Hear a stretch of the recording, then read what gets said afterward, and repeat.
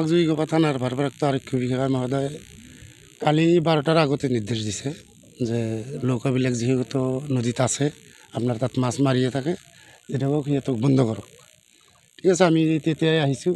নাৱৰীয়াসকলৰ কিছুমান phone number আছে, phone কৰিছোঁ, সকলোৱে বন্ধ হৈ গৈছে। যিহেতু আমাৰ আৰক্ষী বাহিনীও আহি পাইছে, থানাৰ পৰাও মানুহ আহিছে, তেতিয়াৰ পৰাই বন্ধ হৈ আছে আৰু থাকিব, আজিও থাকিব, কালিও থাকিব। নাওতো বহুত হ'ব, 100ৰ ওপৰত হ'ব ইয়াতে আমাৰ জুইগোপা ঘাটতে 100ৰ অধিক নাও আছে।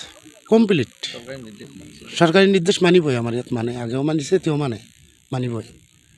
বংগোপসাগৰ যি উত্তপ্ত গৰমৰ পিছত বংগোপসাগৰত যি মানে নিম্নচাপৰ সৃষ্টি হৈ প্ৰচণ্ড ধুমুহাজাক যেতিয়া পশ্চিমবংগৰ ওপৰেদি পাৰ হৈ আহি যোৱা সন্ধিয়া আমাৰ অসমতো প্ৰৱেশ কৰিছে।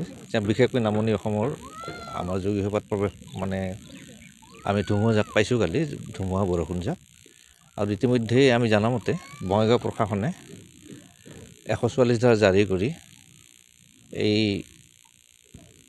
ব্ৰহ্মপুত্ৰ, মানা আৰু মানে আমাৰ যি আই নদী, ইয়াত মানে মাছমৰীয়াসকলক সতৰ্ক কৰি দিছে যে তেওঁলোকে যাতে হেৰি নকৰে, মানে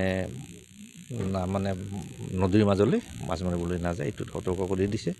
লগতে দুৰ্যোগ প্ৰশমন বিভাগকো তেওঁলোকে NDRS আৰু RF আৰু SDRFক তেওঁলোকে সতৰ্ক কৰি ৰাখিছে যাতে দুৰ্গম প্ৰশমনৰ কাৰণে। আচলতে উৎকট গৰমৰ পিছত বৰষুণ অহাৰ কাৰণে ভালেই লাগিছে, কিন্তু লগতে ধুমুহাজাক অহাৰ কাৰণে মানুহ সতৰ্ক হৈ থাকিব লগা হৈছে।